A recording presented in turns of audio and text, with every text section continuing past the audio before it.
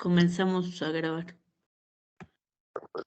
Bueno, continuamos con el estudio del libro Recolecciones de un místico de Max Heindel, capítulo 6, el sacramento del matrimonio. Si se despoja de superfluidades, el argumento de la religión cristiana ortodoxa puede ser resumido así. Primero, que tentados por el demonio, nuestros primeros padres pecaron, fueron arrojados de su primer estado de bendición celestial, colocados bajo la ley, sujetos a la muerte, y llegaron a verse incapaces de salvarse por sus propios esfuerzos. Segundo, que Dios ama tanto. Adelante. Segundo, que Dios amaba tanto al mundo que dio a Cristo su Hijo unigénito para su redención y para establecer el reinado de los cielos. Así la muerte será finalmente absorbida por la inmortalidad.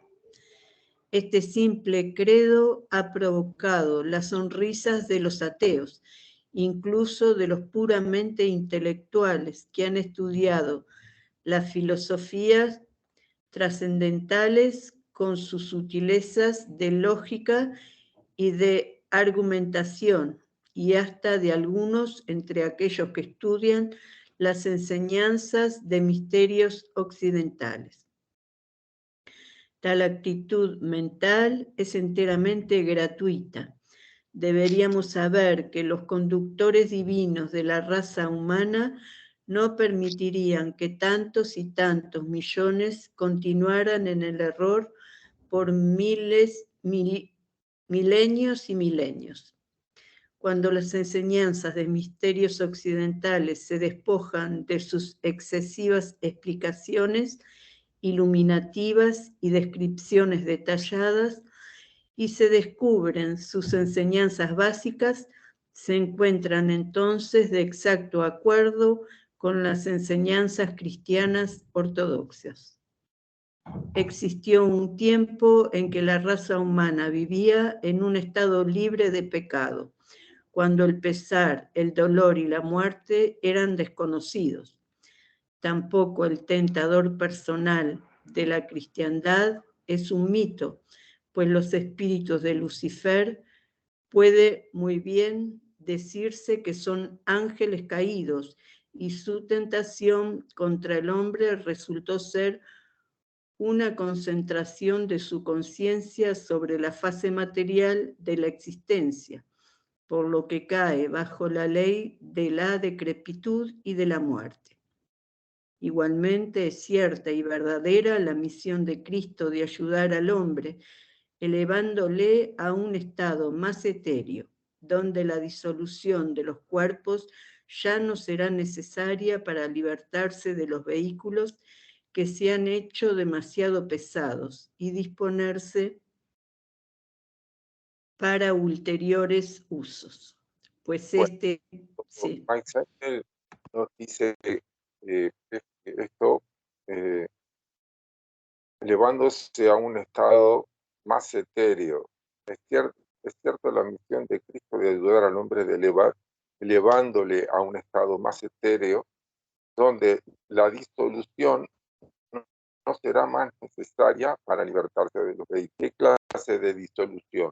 La muerte, es decir, que no va a ser necesario ascender a los niveles vibratorios más elevados, porque para hacer eso tener que pasar por la muerte, lo que se puede hacer ya por un proceso que gente se ha animado a hacer, a realizar, que es el proceso de la iniciación por medio de la iluminación, que es vivir las enseñanzas de Cristo en esta vida.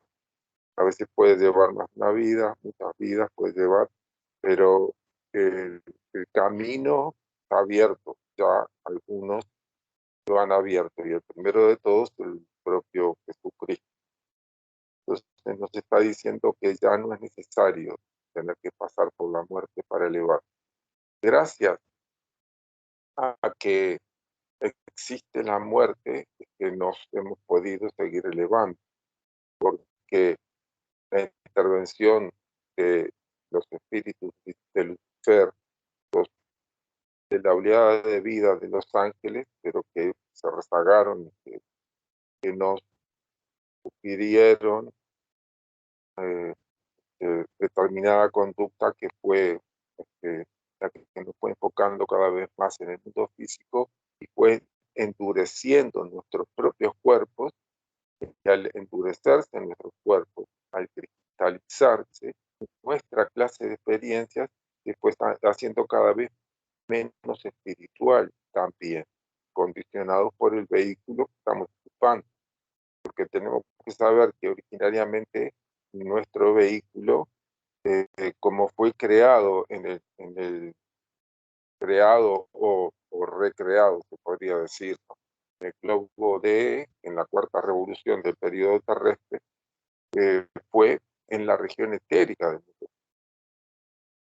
pero caímos a la región química del mundo físico a un nivel vibratorio antes de tiempo y mucho más denso que en el que tendríamos que haber estado en nuestra infancia, en nuestro estado más infantil o inmaduro.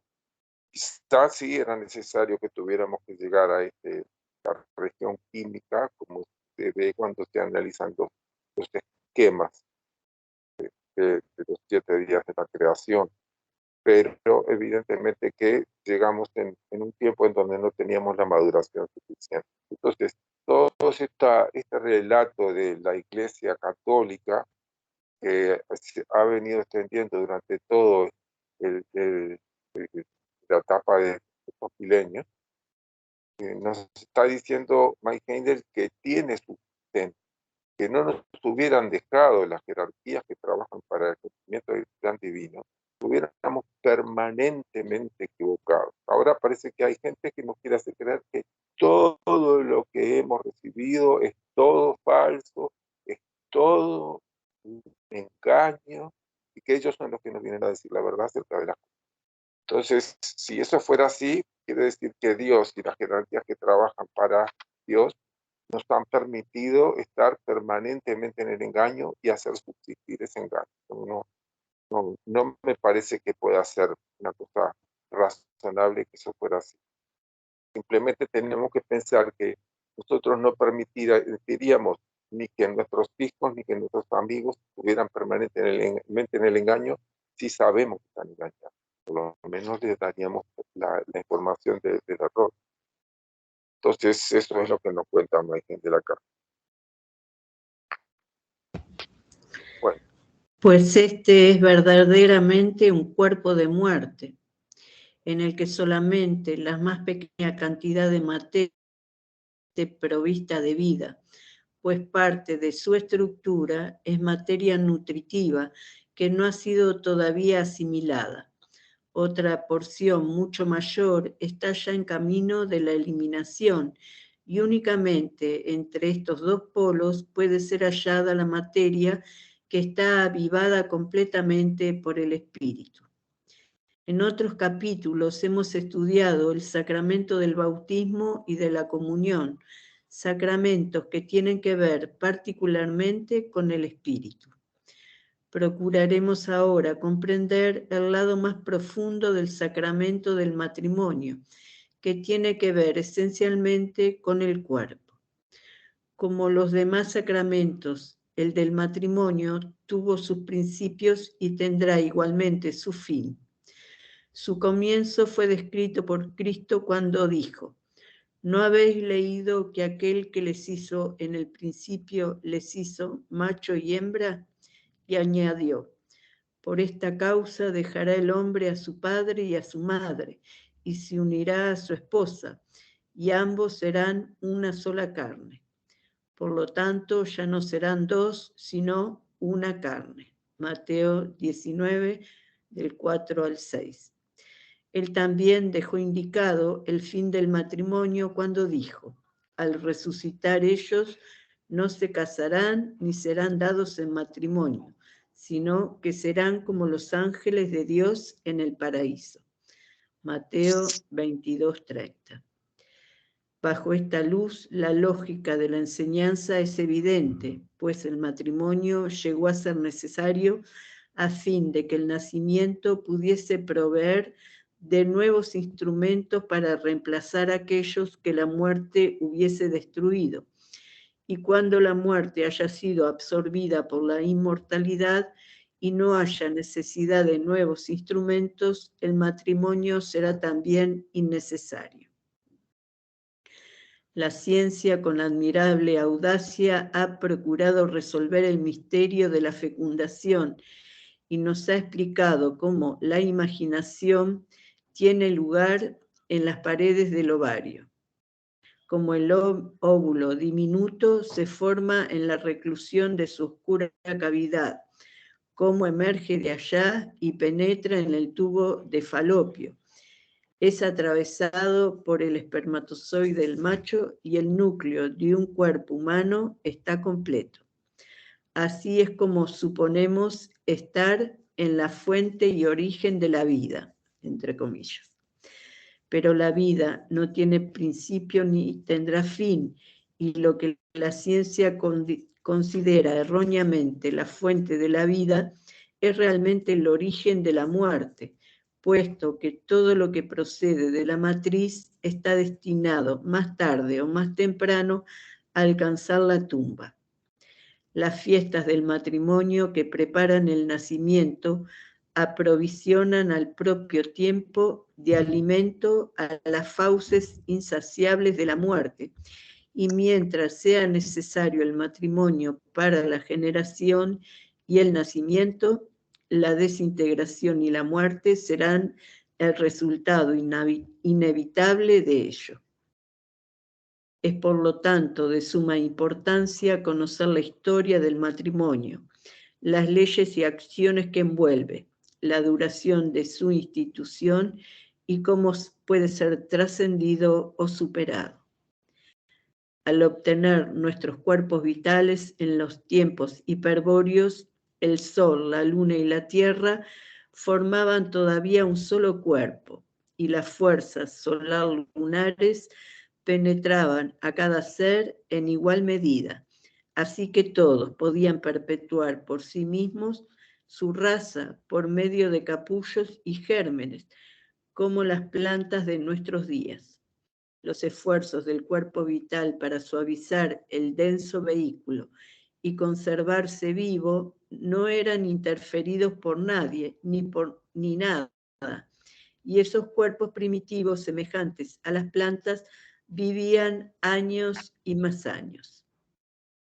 Pero el hombre era entonces inconsciente y estacionario como una planta, no hacía esfuerzo alguno ni tenía tentativa.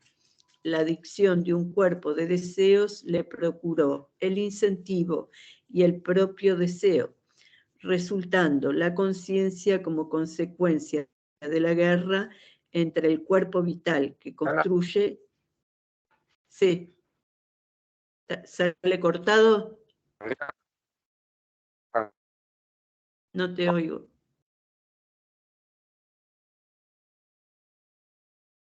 No te escucho. Adriana, Sí. no, hubo una interferencia. Yo voy a leer Bueno, desde que bueno. empezó. Bien, bien. Pero el hombre era entonces inconsciente y estacionario, como una planta. No hacía esfuerzo alguno ni tentativa. En realidad, podemos decir que todavía no había adquirido la condición humana, porque esta condición, estamos hablando aquí de la época hiperbórea. Entonces, Era como esporos, ¿no? ¿cómo? Era como poros que caían a la tierra y de ellos se alimentaban, ¿no?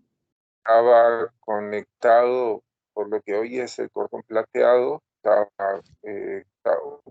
como si fuera una especie de cordón umbilical por medio del cual se conectaba a la tierra y de allí recibía todo el sustento.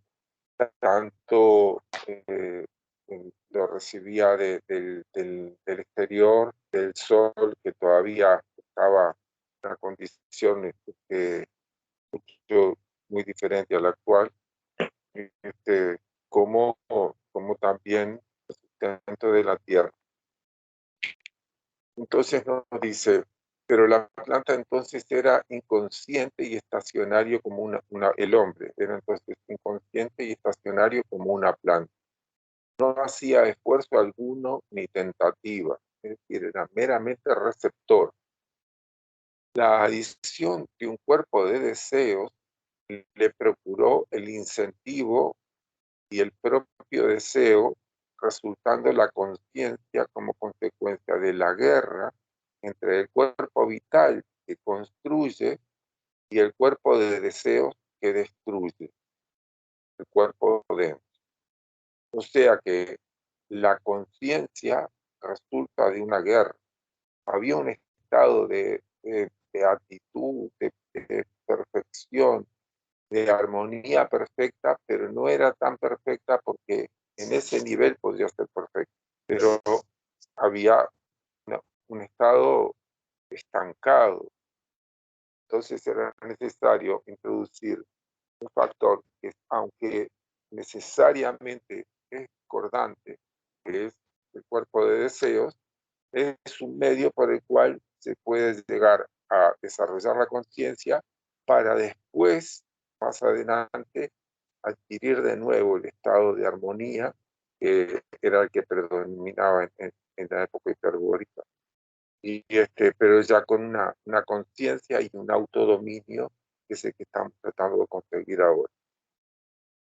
Así la disolución llegó a ser solamente una cuestión de tiempo, particularmente a causa de que la energía constructiva del cuerpo vital se vio necesariamente dividida, usando una parte o polo en las funciones vitales del cuerpo y la otra para reemplazar un vehículo destruido por la muerte. Pero así como los dos polos de un magneto o dínamo son imprescindibles para manifestarse, así también dos seres unisexuales fueron necesarios para la generación. Así, el matrimonio y el nacimiento fueron necesariamente instituidos para compensar los efectos de la muerte. La muerte es, pues, el precio que pagamos, el precio a que pagamos la conciencia en el mundo actual. Y el matrimonio y los nacimientos repetidos son nuestras armas contra el rey de los terrores. ¿Cuál es el rey de los terrores? El rey de los terrores es la muerte. Hasta que cambie nuestra constitución y seamos como los ángeles. Entonces vemos que siempre que se va a adquirir algo, hay que pagar un precio, hay que sacar la energía de otro lugar. Y hay que derivar de lo que uno tiene parte de la energía y eso necesariamente permite que uno consiga lo nuevo, que le da un crecimiento, pero al mismo tiempo deteriora las condiciones del equilibrio en el que estaba. Entonces, el equilibrio y la armonía es una virtud, pero necesariamente se tiene que pasar por un desequilibrio, por una inarmonía para subir de nivel. Y una vez que se sube de nivel, hay que recuperar el equilibrio y la armonía en ese nuevo nivel que ya es en un estado superior al que se en la etapa anterior. Raúl, perdón. Como los ángeles todavía falta. Sí. Tú, a ver si entendí. Digamos que los errores no son gratis, son parte de un crecimiento hasta estabilizarnos y después, ¿cómo sería el crecimiento? Es decir, sin arruinar nuestros cuerpos físicos, es decir, ¿sería ese el equilibrio? Ni siquiera se trataba de un error, se trataba de que no se ha cumplido todavía, en la época hiperbórica, no se ha cumplido el propósito de nuestro peregrinaje por todo el proceso evolutivo.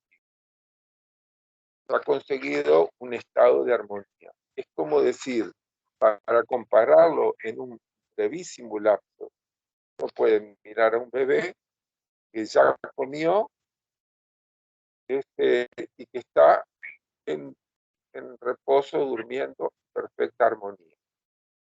Pero ese no es su propósito de vida. Claro. Agradable de ver, debe ser muy agradable estar en esa situación, de estar fluyendo en la vida, ¿no? Pero completamente en un estado en el que no se ha cumplido su propósito. Tiene que volver a despertar, tiene que enfrentarse con distintas circunstancias. En el estado en el que nosotros estábamos, en la época hiperbórica, estábamos en un estado de beatitud, pero no se había cumplido necesariamente. Recibimos el cuerpo de deseo, que ya lo habíamos recibido en el periodo lunar, y lo único que se hace es se activa el átomo simiente, nuestro cuerpo de deseos, para entonces reconstruir nuestro cuerpo de deseos y acondicionarlos como para que puedan ser interpenetrados por la mente y podamos adquirir la conciencia. En cuanto tenemos el cuerpo de deseos, se nos produce un desequilibrio. Ya no estamos en paz y felices y completos en el estado de inacción de la época hiperbórica. Se nos despiertan inquietudes, deseos, anhelos que nos hacen mover, y al movernos rozamos contra otro. O el deseo que tenemos de una cosa puede estar de acuerdo con el deseo de otro, o puede estar en desacuerdo, y entonces se producen fricciones emocionales. Eso va produciendo, además también de todo eso, va produciendo se tuvo que derivar de toda la energía que estaba concentrada en la paz y en la armonía, tuvo que sacar parte de esa energía para utilizarla para lo nuevo, que fue la readquisición del cuerpo de deseo. Eso produce inevitablemente un error. Entonces no se trata de un error, es una etapa del proceso que es inevitable. Y Raúl, ¿cómo sería equilibrar esas dos fuerzas ahora, en este periodo que estamos ahora viviendo, para no hallar la muerte, o aunque la hallemos, pero para ir progresando, digamos? Y bueno, ahí nosotros podemos ver que la fuerza creadora es la fuerza que se emplea para el procurar nuevos cuerpos, el nacimiento de nuevos seres. Esa fuerza crea tanto el cuerpo de un nuevo ser, como también produce una regeneración interior, en un proceso de trabajo interior. Entonces, esto implica que los deseos de los deseos que uno puede considerar legalmente correctos en la sociedad, uno no se tiene que conformar con que sean legalmente correctos, sino que uno tiene que purificar esos deseos, elevar el anhelo del alma hacia niveles superiores para que esos deseos vayan perdiendo vigor, sobre todo los deseos que buscan la propia satisfacción, el placer, o están enfocados solamente en el placer sensorial. Y esos, y a ir elevando, utilizando la energía interior de uno en aspiraciones superiores. La oración es fundamental, el servicio, el ir dedicándose a hacer el bien, y el anhelar hacer el bien, y cuando uno no lo hace, y cuando uno desaprovecha oportunidades de servicio, entonces sentirlo y proponerse poder resolver eso, toda una larga labor, Sí. que va haciendo que el interés el interés interior se va enfocando cada vez más en asuntos que elevan la energía y no que se consume esa energía en placeres sensoriales. Claro. En ese sentido, el estudiante esotérico tiene una gran ventaja, porque si sigue los ejercicios que se enseñan, puede hacer el trabajo mucho más rápido en la mitad del tiempo que haría en la vida normal, vendría a ser de un ser humano que vive así en el mundo normal. Sí. Haría en la mitad del tiempo, calculo yo, si lo hace realmente con todo su empeño.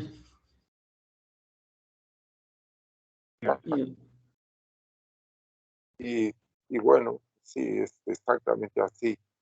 Porque una cosa es entender que esto es de esa manera, asimilarlo, y otra cosa es poner en práctica los instrumentos que le han servido a otros para verdaderamente hacer ese proceso de elevación, que es precisamente los ejercicios que nos brinda la filosofía Rosacruz. Raúl, con respecto a los ejercicios, yo la retrospección la hago muy a menudo ya desde hace mucho tiempo, pero como para también ir mejorando, ¿no? Los errores que uno tiene, ¿no? Pero el de concentración, que es por la mañana, yo a veces no lo hago nunca, capaz porque uno se levanta y que, bueno, en ese apuro, pero de pronto tengo esos ejercicios de concentración en el día, me imagino cosas, pero ¿se puede tomar como un ejercicio, Raúl, eso? De concentración, así de visualización. Se puede tomar como un ejercicio, pero no es exactamente lo mismo que el ejercicio de concentración, porque el momento en el que se propone, que es cuando uno se despierta, tiene la importancia de que se está haciendo la desconexión del espíritu que está enfocado en el mundo sensitivo, no tengamos conciencia. Los centros de percepción se van conectando cada vez más con los órganos de los sentidos. Es decir, el éter de luz y el éter reflector, que son fundamentales en este asunto, que son los que constituyen el cuerpo del alma, se van tonizando con el cuerpo denso. Entonces, en ese proceso en donde se está recuperando la conciencia, que uno no la tiene en la conciencia de vigilia cuando está durmiendo, pero al mismo tiempo está empezando a recuperar la conciencia, pero al mismo tiempo los éteres superiores no están conectados con los órganos de los sentidos físicos. Es el tiempo en donde uno puede llegar a abrir un camino que le va a permitir mucho más rápidamente hacer el proceso de volverse un clarividente, consciente y voluntario.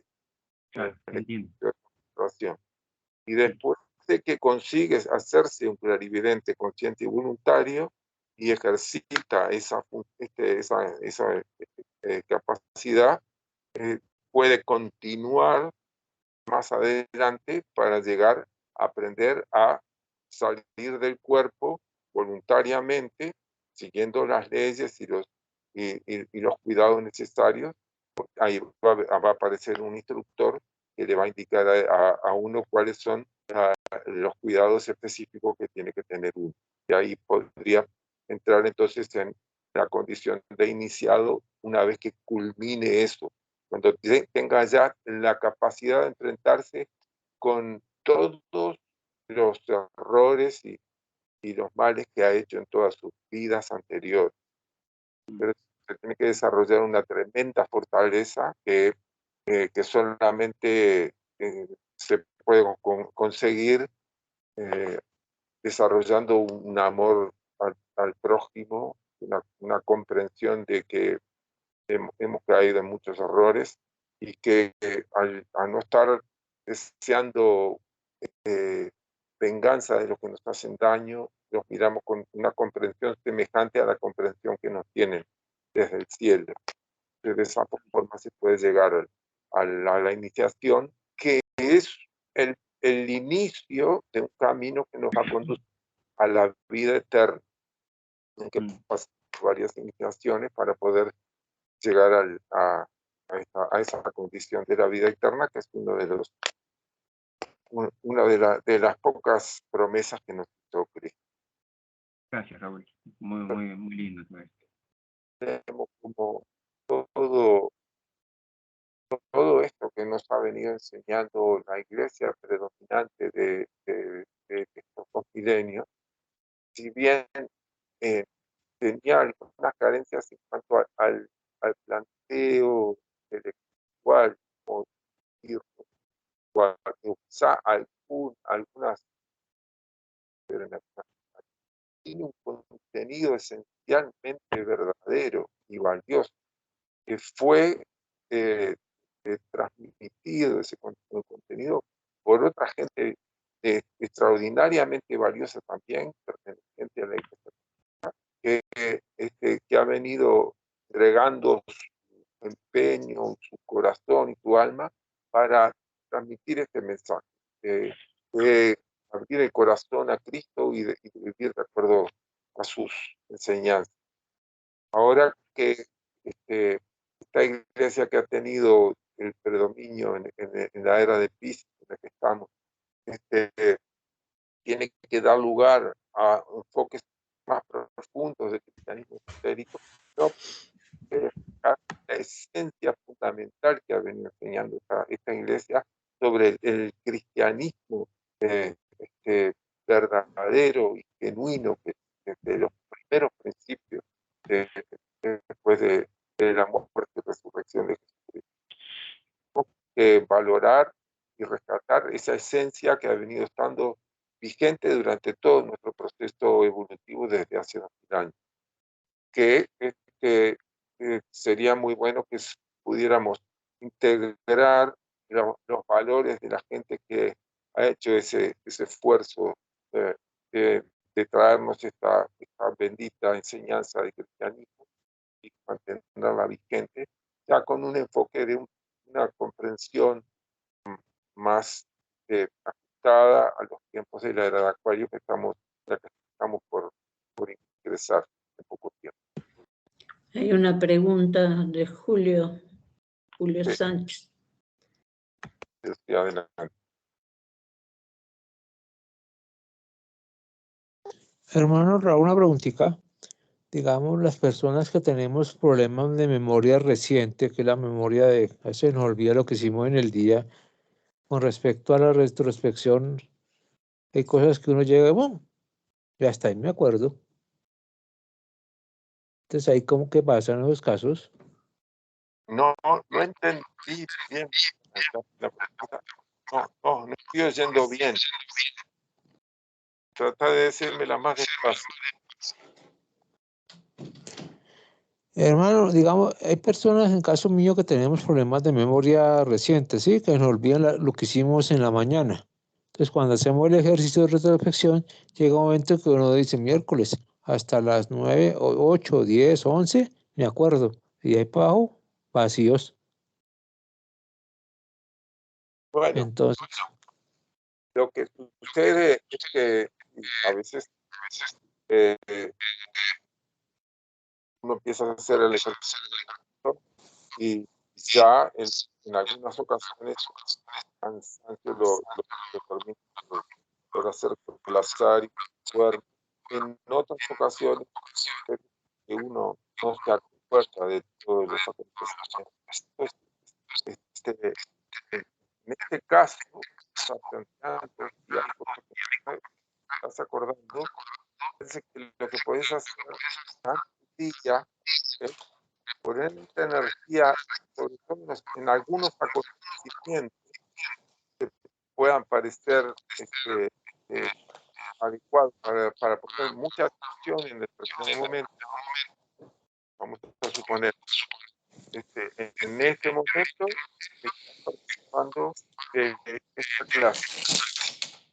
Poner mucha atención, mucha energía, en un momento, para después poder eso como un instrumento al cual ir. Entonces, tenés varios moscones, vamos a poner 6 moscones de en la mañana, otro de temprano, más tarde, y en la noche. Entonces, ya por lo menos tenés como una hoja de ruta por lugar que sabes que tenés que buscar. Eso puede ser que te facilite el camino para poder ir accediendo a los diferentes. Esto que te estoy diciendo hay que probarlo, hay que ponerlo a prueba. Si funciona bien, usarlo hasta que salga, recordarte eso, o si ves que no, habría que pensar en algún otro momento para poder ir. También quizá podría ayudar que anotar las cosas importantes que haces en el día y bueno, después de noche leerlas de lo último hacia lo primero. Me parece que eso también puede ayudar. Adriana, ¿qué fue lo que dijo el hermano Raúl? Que es que no lo entendí bien, muy entrecortado. Sí, lo que pasa es que tenés que apagar tu micrófono porque sale con un eco, entonces no se entiende lo que dice. A ver ahora, Raúl. Adriana decía una cosa que puede ser muy valiosa, que es el hecho de poner algunas anotaciones. No tenés por qué pasarte todo el día anotando, pero podés tener en un cuadernito algunas anotaciones que son un medio de poder acordarte de algunos asuntos. Eso sí, pero él quería saber lo que tú le dijiste porque no se salió con un eco y no se entendió bien. Sí, yo lo estoy combinando con lo que estás diciendo, dijiste tú. Yo lo que decía era de poner atención en algunos acontecimientos, especial atención en algunos acontecimientos del día, aunque no sean importantes en sí aparentemente, pero por ejemplo, uno en la mañana, otro en mediodía, otro al principio de la tarde, otro al final de la tarde y otro en la noche. Poner mucha atención para poder retener esto y tomarlos como medios por los cuales pasar, para ir recordando ahora. No me acuerdo qué es lo que hice, pero me acuerdo que en tal momento hice tal cosa o estuve en tal lugar. Entonces, a partir de eso, te puede servir como un instrumento para ir empezando a despertar el recuerdo de qué fue lo que fue pasando entre esos dos momentos. Y Adriana decía que es como un complemento de lo que decía yo, y que puede ser hasta mejor, que al escribir en algún cuaderno algún pasajecito de dónde estás, qué estás haciendo, qué estás pensando, qué te dijeron, una cosa muy sencilla, no tiene por qué ser más de 2 o 3 renglones, y eso hacerlo en algunos momentos del día, eso te permite concentrar la atención, estar más activo, más despierto en la atención, y eso te va a permitir entonces poder hacer el proceso de recordar los acontecimientos con más facilidad. No sé si ahora salió mejor el audio. Sí, se entendió bien.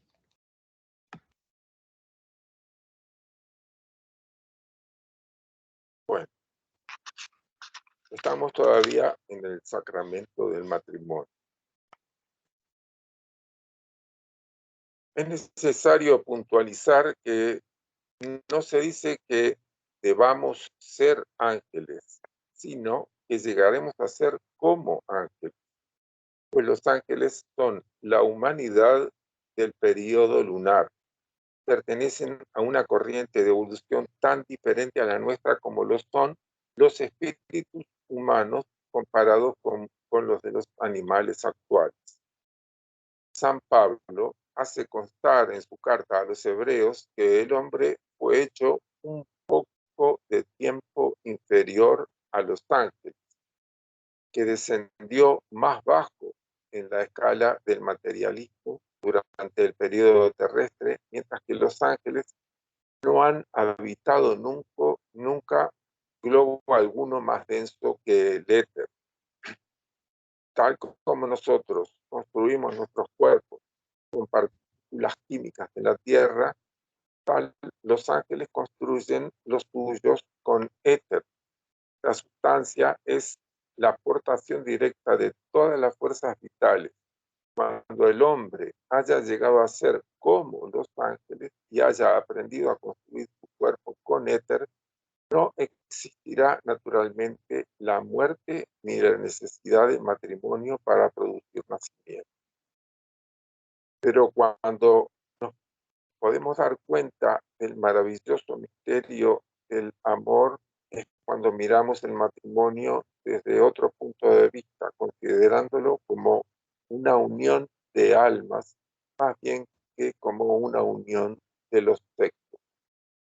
Esta puede servir para perpetuar la raza, naturalmente, pero el verdadero matrimonio es una camaradería de almas también que consigue anular el sexo.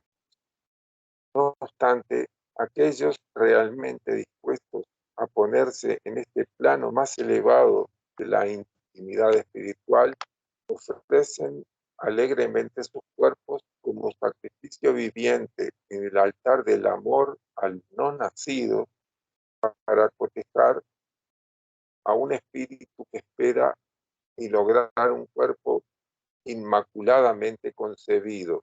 De este modo puede la humanidad ser salvado del reino de la muerte. Esto entonces, este último pasaje nos responde también de otra manera la pregunta de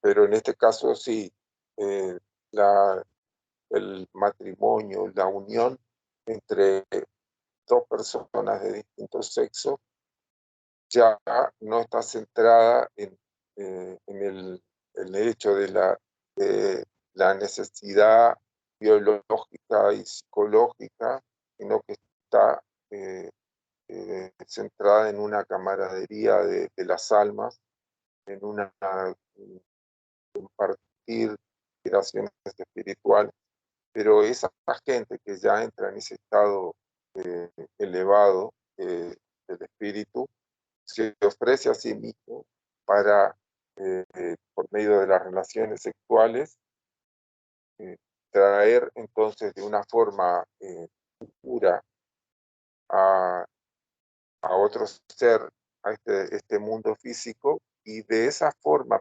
proporcionarle un cuerpo que va a estar en unas condiciones muy superiores a las habituales para que pueda habitar en ese instrumento físico purificado.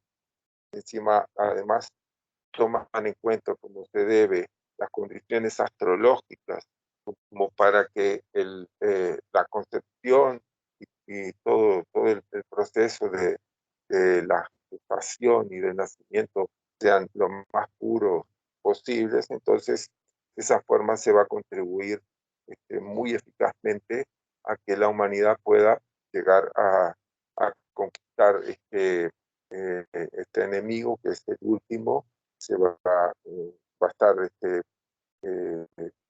perturbándonos hasta los últimos tiempos. Una vez que se consiga eso, entonces ya va a quedar establecido una nueva condición espiritual para toda la humanidad.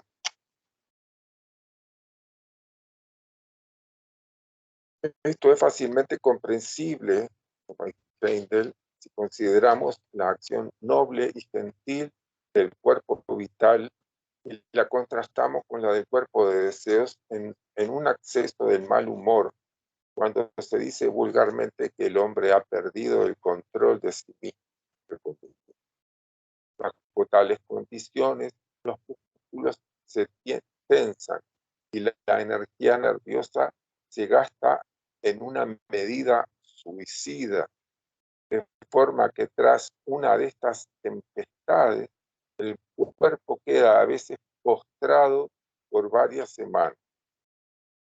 A veces no está postrado por varias semanas, pero sí puede estar pagando el precio de haber perdido fortaleza, estar en una condición de mucho cansancio, de no poder recuperarse por muchas semanas, se cae en estos abruptos emocionales.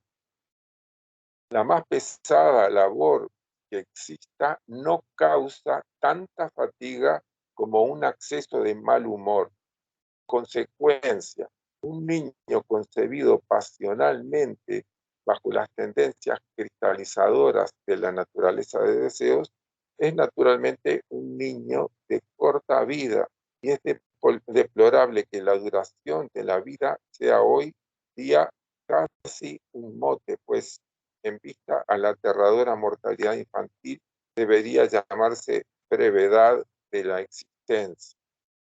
Las tendencias constructivas del cuerpo vital, que son el vehículo del amor, no pueden ser vigiladas fácilmente, pero las observaciones hechas comprueban que la satisfacción alarga la vida de todo aquel que practica esta cualidad, y así podemos razonar con certeza que un niño concebido bajo condiciones de armonía y amor tiene muchas más probabilidades de vida que otro concebido bajo impulsos del enojo, la embriaguez y la pasión.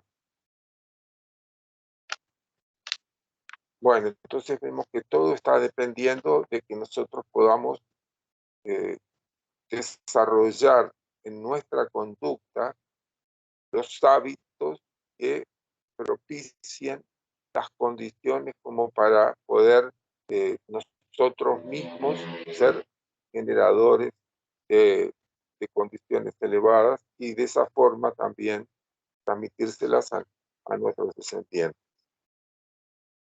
Y sigue Maigender. Según el Génesis, se dijo a la mujer: parirás con dolor tus hijos.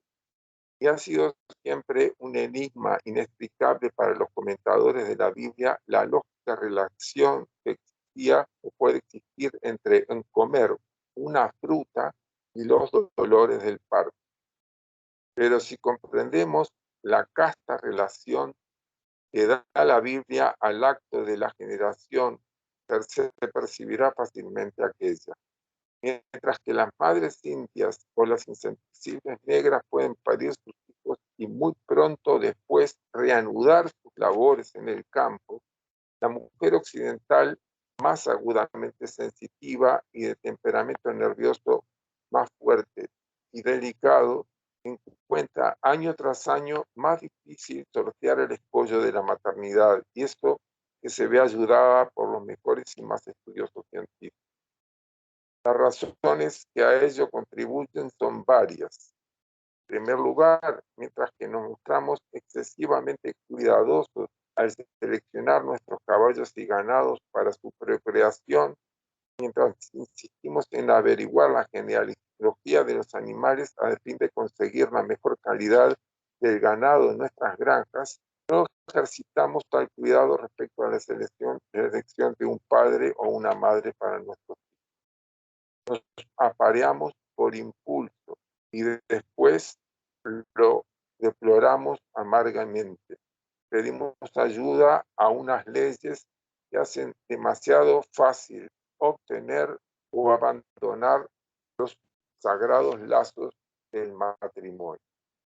Las palabras pronunciadas por un sacerdote o un juez se toman como un permiso de indulgencia ilimitada, como si la ley hecha por los hombres pudiera autorizar licencias contra la ley de Dios. Mientras que los animales se aparean solamente en ciertas épocas del año y la madre no es molestada en nada durante el periodo de su preñez, la raza humana no obra de esta manera.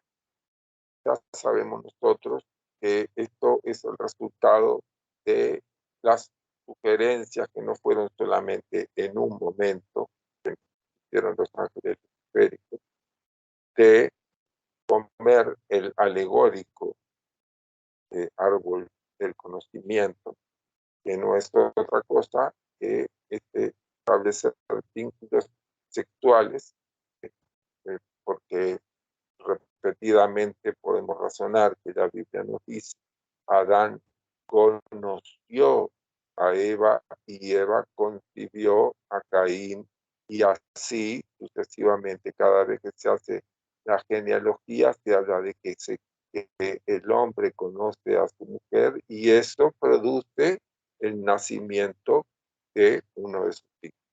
Entonces, el árbol del conocimiento al que se refiere la Biblia alegóricamente, que se le impidió o se le estableció a la humanidad que no tenía que comer, era el hecho de establecer relaciones sexuales libres en cualquier tiempo. La humanidad tenía sus encuentros sexuales guiados por los ángeles en los tiempos astrológicos propicios. Y esto daba lugar al nacimiento de cuerpos que no tenían ni enfermedad ni tenían malas condiciones. El hecho de comer de este árbol de conocimiento sí nos hizo también tener conocimiento del mundo físico y olvido de los mundos espirituales, pero entonces todo esto está produciendo todas estas condiciones de caos en la que estamos viviendo en este tiempo. Hemos cometido un montón de fallos y de equivocaciones resultantes de que, bueno, estos ángeles caídos nos pidieron y nos daron a salirnos del comportamiento que nos hubiera mantenido en la armonía, en el equilibrio.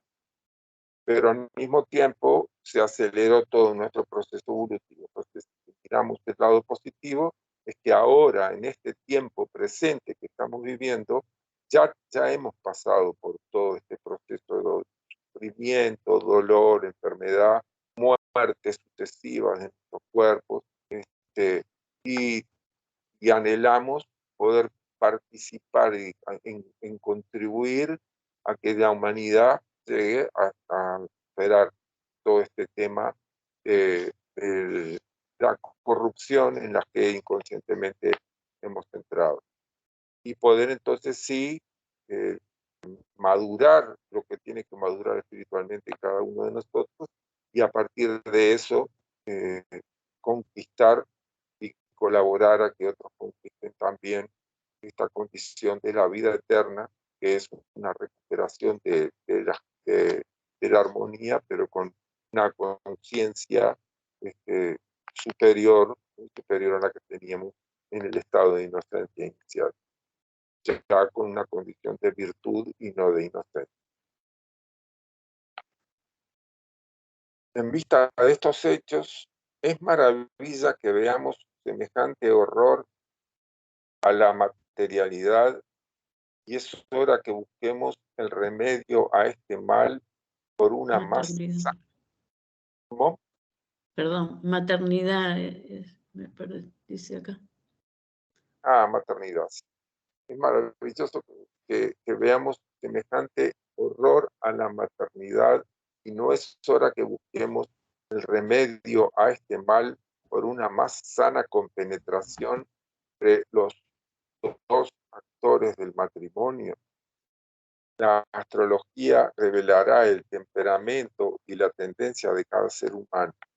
Ella permitirá a dos personas unir sus caracteres de modo y manera que una vida de amor pueda ser vivida entre ellos, y nos indicará los periodos en que las líneas interplanetarias de fuerzas predisponen mejor a un parto sin dolor. Así es como podremos alcanzar del pecho de la naturaleza hijos del amor, capaces de vivir largas existencias de excelente salud, y así llegará el día en que estos cuerpos estarán hechos tan perfectos en su etérea pureza que perdurarán a través de la edad futura, haciendo así superfluo el matrimonio.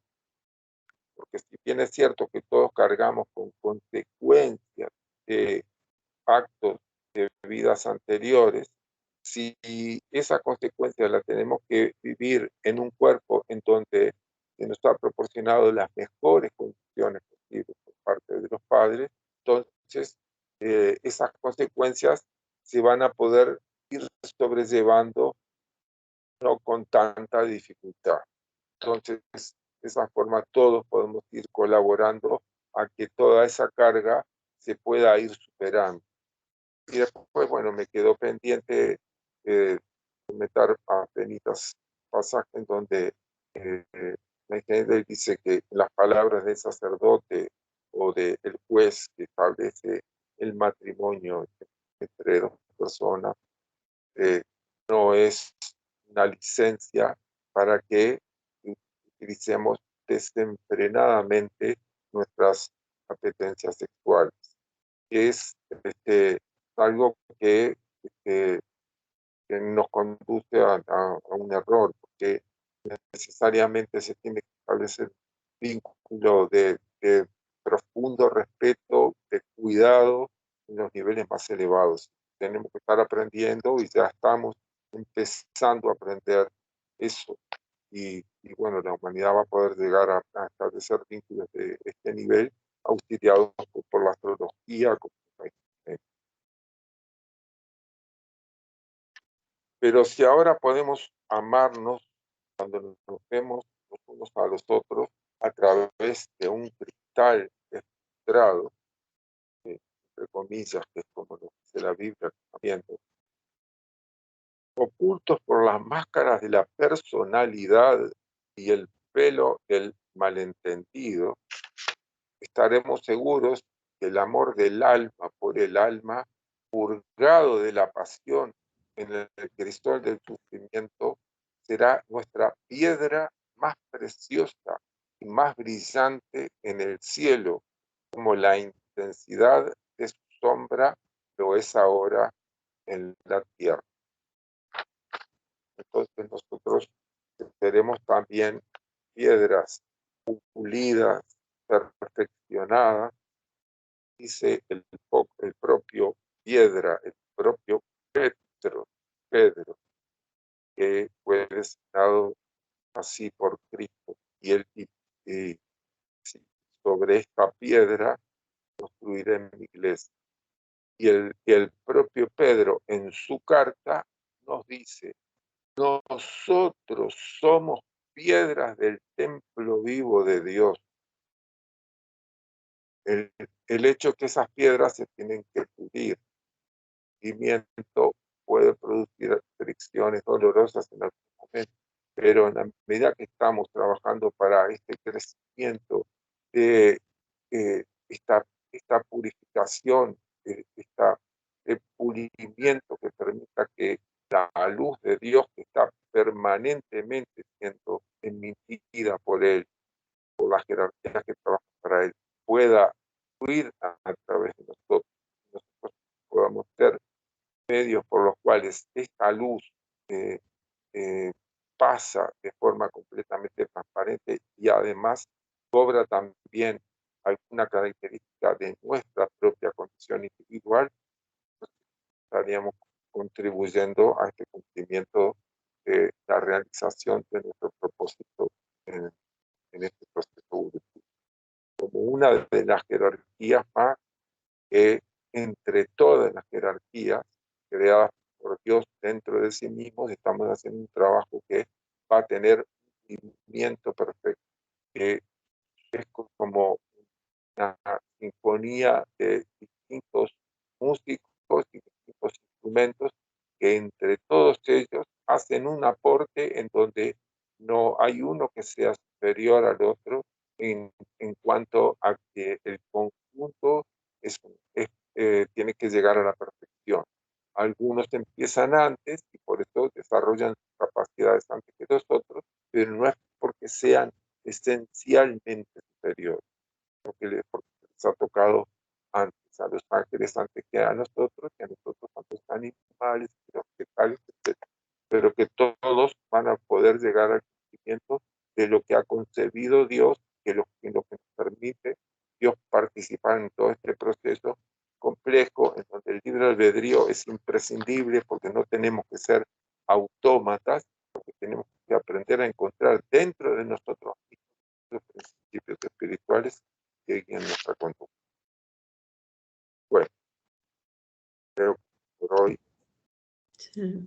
Muchas gracias. Estuvo muy linda la clase.